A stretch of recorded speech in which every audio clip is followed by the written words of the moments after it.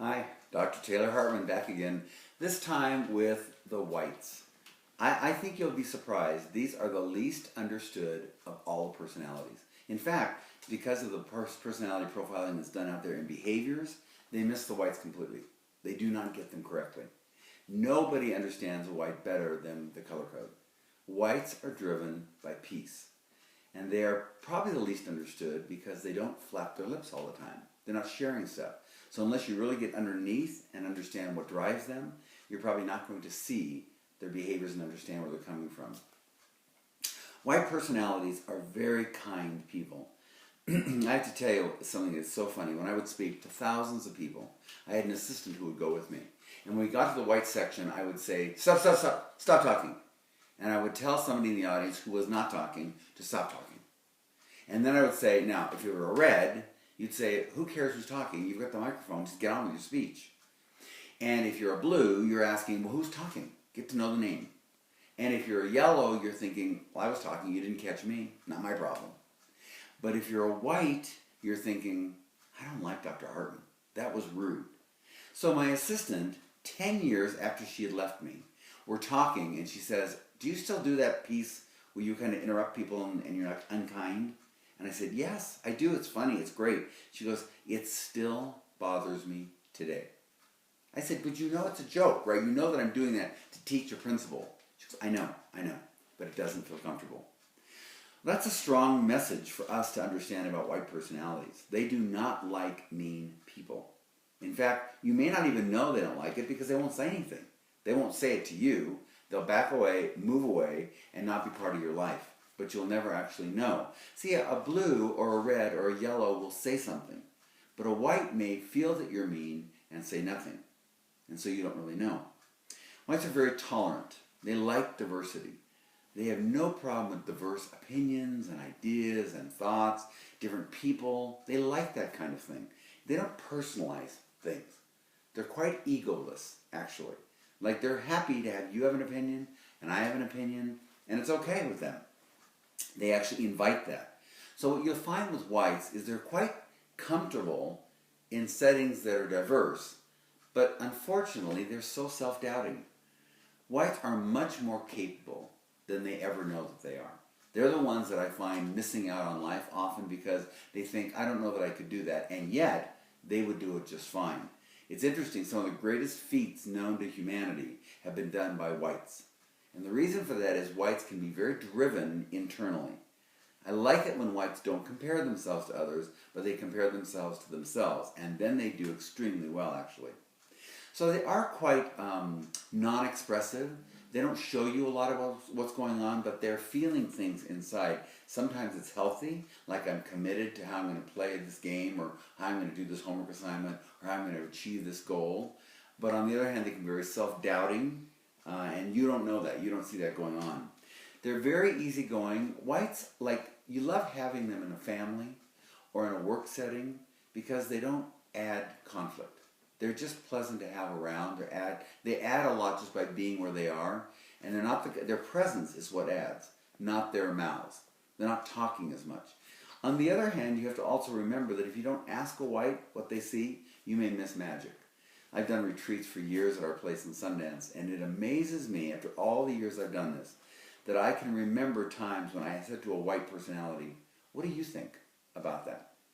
And every time I would ask them, they would come up with sheer gold.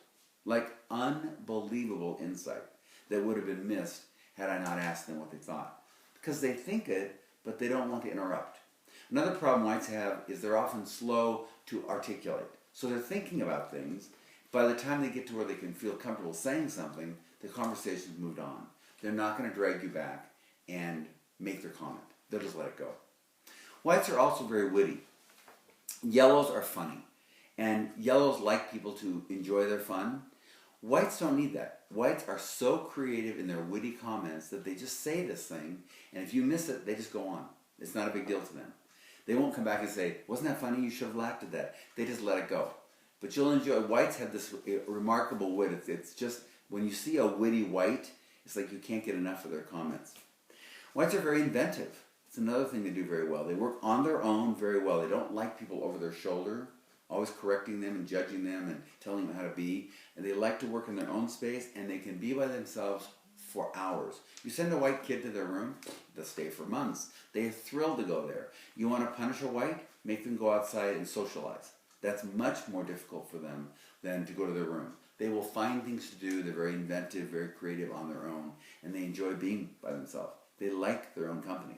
They can hike, for example, for hours on their own and enjoy the experience. They can travel alone and enjoy to take things in themselves very easily. It's like they live in a meditative state, very comfortable. The other thing that's interesting about whites is they'll say things to themselves and think they told you. So one of the problems in communication is whites will think they told you because they said it in their head, but they didn't say it out loud. And they had the conversation, but not with you. And they think it was with you. Whites are also indirect communicators. Rather than fight you directly, they just won't say anything at all. If you see a glazed look in a white's eyes, that's not cocaine. That's a white saying, I hear you, but I'm not going to do it. But I'm not going to say it, because if I say it, then you'll get mad and we'll have conflict, which I hate, so I'm not going to do that. Whites are silently stubborn. Probably the most stubborn of all the personalities. You cannot move them if they don't choose to be moved. They will move only when they believe something is legitimate and when they buy into it. But they won't tell you that they're not buying into it. And that's where you struggle with communication with them. It's also interesting, whites can be very lazy. I've had many whites say to me, I don't know really what I would do if I didn't have to do something. I'd probably just kind of sit around. They're very comfortable with that. One woman, she said to me, I'm scared to death if I die first, my husband will go become homeless. What would my kids do? He was scared that she was scared he would not take responsibility for getting things done. So whites often need to be pushed. What I've found in my life is that if I push a white to challenge themselves, to try something, they're much more successful than if I leave them to their own. They're not as driven necessarily on their own without some ideas as to how they can succeed at something. But once they're nudged and asked to try something, you'd be surprised at how successful they can be. They also can be very timid. Like a white will go into a room, and even though they're very capable, they don't feel confident to engage in dialogue. So they'll stand by the side of the room or kind of be on the edges of society and humanity rather than in the middle of it. Whites are like water. They flow over and around problems. They don't necessarily solve everything, but they don't create them either. They're very, very patient people. And when I taught at the university, I asked students, what trait would you value most in a parent? And overwhelmingly, they said patience. And I thought of whites. Whites who allow life to play itself out rather than forcing it down the path they think is the right one for you to go. They're much more comfortable saying, it's your life, you'll find your way. Very accepting about the path that you can take, and they give you time to evolve into your best person. Our society would not be the same without whites. They remind me of Switzerland. They never start the war, but they're counting all the money when it's over. And they find their way very, very, very comfortably and very quietly. You often don't even see the things that they're doing, because like water, they kind of move over and around things. But remember what can happen with a flood. So that's what happens when an even-tempered white blows up.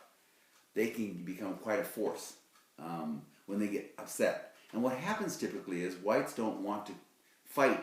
So when things that are rude that are said, they stuff them. They stuff them. They stuff them. I'm not going to comment on that. I'm not going to have conflict. And then one day, they blow up. They get all of it out. And that's called communicating for a white.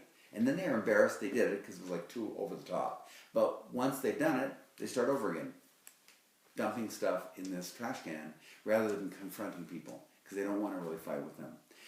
Whites are very easy to be around. Don't expect them to talk a lot. They don't need to do that. They're very comfortable with silence. And whites are very to the point, very good at clarity. If you want to ask anybody the truth about you, if they'll be honest, ask a white. They will see things probably more accurately than any other personality. Life would not be the same without the whites. If you have any questions about them, #AskDrHartman. I'll see you next week. Very best of living.